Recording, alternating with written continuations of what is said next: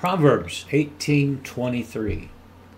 The poor useth entreaties, but the rich answereth roughly.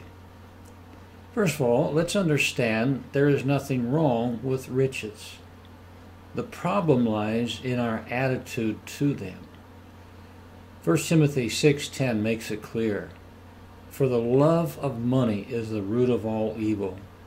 Notice there, it's not money, but the love of money, which is the root of all evil, which while some coveted after, they have erred from the faith and pierced themselves through with many sorrows. Men with money have a financial advantage, of course, over others, but so often it affects their thinking. They begin to believe that they are independent even of God. In Proverbs 28:11 it says, "The rich man is wise in his own conceit, but the poor that hath understanding searcheth him out." Discrimination by income is not Christian conduct. By neither the rich to look down upon the poor, nor the poor to disdain men of wealth. We see this played out in the corporate world, as the rich take advantage of the poor and the poor complain and rebel against the rich. Have you ever heard a man being upset that the rich pay greater percentages of their income in taxes? I think not. This is what James says. Chapter 2, "My brethren, have not the faith of our Lord Jesus Christ, the Lord of glory, with respect of persons.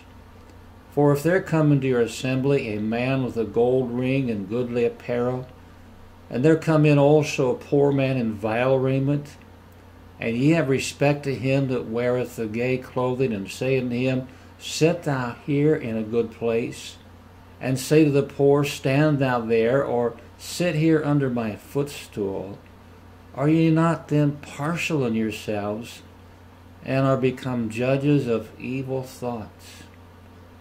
Is not wealth really to be measured by faith rather than dollar signs?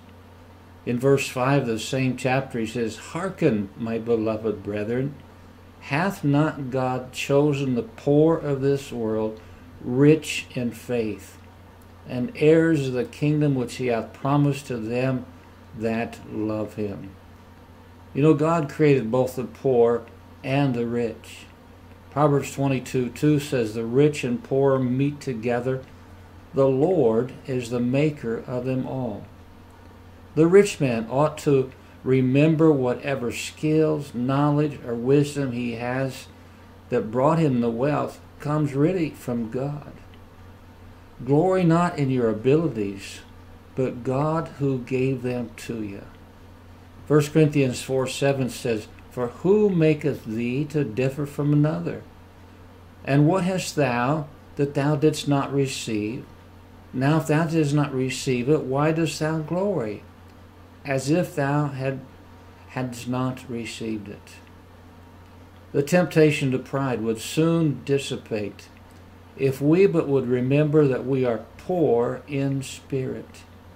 It be from this position that we learn to speak to others with dignity and compassion, here in our verse referred to as entreaties rather than harshness.